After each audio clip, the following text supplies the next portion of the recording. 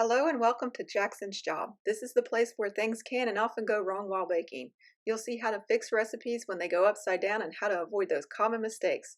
Let's learn how to bake the most difficult cookie, the French macaron. Here are the ingredients you'll need if you want to follow along, but they'll also be included below. It took me months to be able to figure out how to make these delicious French macarons, but it was so worth it. Everybody loves this recipe and it's actually being used by several people that are making money from it. Look at these beautiful little feet. They are ruffly, they're nice and uniform, and they are just the cutest little cookies you'll ever meet. And they have this nice shiny top that reminds you of an eggshell, and it should collapse when you push on it, but it should still hold its shape. You should see a nice full center like this. And then if you push on it, it should just give away so gently. But let's get started on learning how to make a French macaron. First, let's talk about the tray. You're going to need some parchment paper or a silicone mat. Now, silicone mat can be a great thing. However, if you have pets, it does attract hair. And also in humid climates, it's really hard for these to cook properly. They don't tend to dry out well. So one thing you can use is a silicone mat and then put parchment paper on top of it.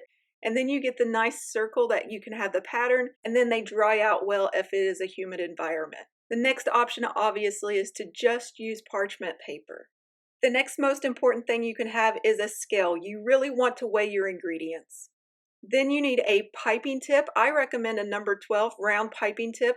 7 millimeters, that's about 1/4 of an inch. And I like to use a 16-inch pastry bag, that's 40 centimeters. And the reason why I like to use a larger bag, even though you don't need it, is you just get a lot more control. You want to cut about 1/2 inch or 2.5 centimeters of the tip off of the bag, and then put your nozzle inside. Once you get the nozzle inside, you want to nestle it in really well, and then I like to do a couple twists like this and then just tuck it in, and that just helps it hold in place while you're filling your macaron batter. And then a really handy tip is to use a cup and set it inside there so that you can fill it by yourself and not make a mess. Set that aside, and then we're going to separate some eggs. You're going to need 2 egg whites, and you want them to be 60 grams total. If you have extra large eggs, you want to weigh out those egg whites, but typically 2 large eggs will get you 60 grams. Again, you really want to measure your ingredients because you're going to have the perfect macaron if you start out with the right ratios. You just want to separate those egg yolks, and you can use the egg yolks for anything. I like to make cookies or even some brownies with them. Next, I like to use a piece of wax paper. You could also use parchment paper or a plate or even a bowl. And you're going to sift together your ground almonds and your powdered sugar. You want 1/2 cup of ground almonds or 50 grams. Then you need 3/4 of a cup of powdered sugar or 100 grams. And I do again recommend you weigh this out and not rely on cups and measurements. It never comes out quite the same. You want to sift this at least once, but I like to sift it 2 to 3 more times because I have found that you have a really nice smooth top when you take the time to really sift these ingredients. This is going to be the French method where you don't have to heat up your sugar, and I find it actually tastes the best, and I have been told these taste so much better than the Swiss and Italian meringue methods. And personally, I think the other method is way too sweet and it changes the texture when it comes to a cookie. It's almost like you're biting into an eggshell, and then the center will remind you of a really nice brownie. The reason why I like to use wax paper is because it's just so much handier to clean up. And sometimes when you're using a sifter and you try to sift into a bowl, you make a huge mess and then you are losing some of your ingredients. Now, once you have that all sifted, you can take your wax paper and you can fold it up and use it at a later time. In a large bowl, we have our 2 egg whites, again 60 grams, and you're going to turn your mixer onto a medium speed and just start beating them for about 30 seconds or until you start to see them foam up just slightly. Then you're going to add in your sugar. Now, if you wanted to, you could add the sugar in from the beginning and just keep mixing. It's not a huge deal if you do it either way. I've tried both. But if you're going to mix it for a few moments, get it to where it's just starting to get frothy and dump all that sugar in at once. 1/8 of a cup of granulated sugar, that's 30 grams, about 2 tablespoons. But again, I recommend you weigh this out. You want to mix these egg whites until they're just a soft peak. Do not beat them beyond that. You don't want medium peak, you don't want stiff peak, you want a very soft peak. This is the key to making these French macarons for me. I have tried every method possible, but I found when you have a peak that looks like this, you really have a lot of leeway. The egg whites will expand in the oven and you're less likely to have those hollow shells. Once you get to that stage, you should be able to turn your bowl upside down and it should stay in there without falling out. That's when you know you're at a really good consistency. At this point, if you want to add in some food coloring, use about 1/8 of a teaspoon's worth. Now you just want to mix this again until it's just barely mixed. You want to continue to have soft peaks and it should look like this.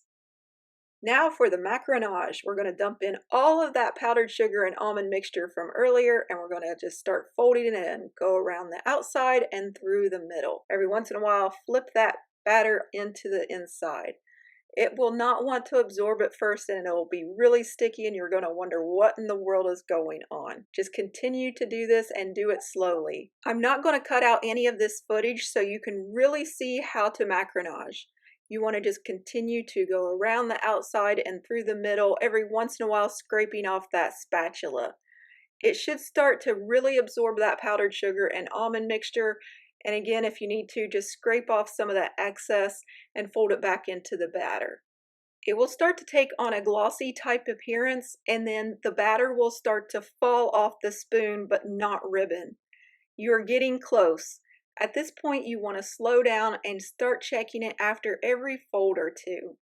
Just try to drop it off your spoon, and if it starts to ribbon off the spoon, then you're going to check to see if it sinks back into the batter. Again, if you need to, scrape off your spatula and then fold it back in. See how I can actually start to see it ribbon in, but if you look at it, it doesn't sink back into the batter. Give it a fold or two more and then try to ribbon it again. And it is starting to work really nicely, but it's not sinking into that batter at all. It's laying on top. So give it another fold and check it again. At this point, slow down and count to 10. See if any of it's starting to sink back into the batter. If it is, it may be ready. If not, go a little bit further. You want to take your time here. Don't overfold it. It's really starting to ribbon nicely, so you're going to check it again, count to 10. See if it starts to absorb into the batter. At this point, I like how it's looking. It's starting to sink into the batter a little bit, but I'm going to give it another turn and then I'm going to ribbon it off and see how it works. Again, let it sit for 10 seconds, even 30 seconds, and see if any of that batter starts to flow back into the mixture. And if you noticed, it really is close, but it's not quite there. So let's do it one more time. And then we're going to look at the edges and see if it sinks back into that batter. And if you really pay attention and take your time and count to 30 at this point, if it starts to really sink into that batter, go ahead and stop here. Because by the time you get this into your bag and you start piping it, it's going to settle more. And you could go from just right to overmixed like that. It's better to have these slightly undermixed when you're a beginner than having them overmixed. When they're slightly undermixed, they're going to be puffier, but they're going to be full on the inside. If you get them overmixed, they're going to be shells with a hollow center and they're just not going to taste good at all. So stop here and let's get this into our bag. If you make a mess like I did, just scrape it back into the bag and you'll be okay. Now we're just going to prepare our bag. You give it a couple twists like this, and then because you twisted that piping nozzle, you can hold on to it and get your tray ready. When you have your tray ready, take that piping nozzle and pull it, and it will untwist, and now you're ready to pipe. Holding the bag upright, squeeze firmly for 3 to 5 seconds, release, and then lift the nozzle away. Then move on just a few centimeters away, or about a half an inch, and continue to squeeze for another 3 to 5 seconds. When you first start this out, they are not going to be uniform. Some will be bigger than others, some will be smaller. Just keep practicing and you will get better. Some may even be lopsided. I had them look all kinds of different ways, and I'm going to put up a troubleshooting video after this so you can see what they look like. But if you did this right, that little lip on the top should sink back down slowly into the batter. That's how you know you did it right.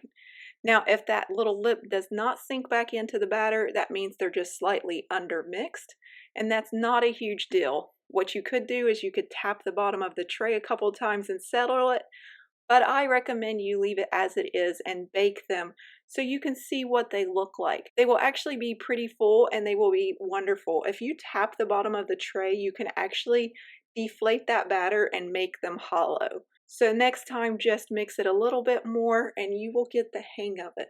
Once you have this tray completely filled up, if you need to, make you another tray and finish off the batter. You want to let these sit until a skin forms over them, and you can touch the top of them without the batter sticking to your finger. This can take anywhere from 15 minutes to 2 hours or more, depending on the humidity in your room and outside. On average, it's about 45 to 60 minutes. If you bake them before that skin forms, you will not get the pretty ruffly feet. So you really want that skin to form. Now I'm going to pipe some of these onto one of these silicone mats so you can see the difference. And I want you to know the main difference between them is the way they're going to peel off the mat.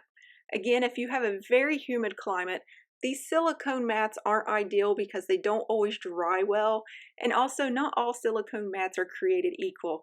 This brand in particular is amazing. It does a very good job, but I bought another name brand and it was terrible. It didn't cook evenly and the macarons actually got stuck to the mat because it just wasn't a very good quality, even though I spent 3 times the price. You want to let these rest again completely until they're dry to the touch and you can touch the top without them sticking to your finger. It should be able to be patted and it should leave a slight indent into the top. Now when it comes to baking these, you want to bake them at 300 degrees Fahrenheit or 150 degrees Celsius, and you want to bake them approximately 18 to 20 minutes.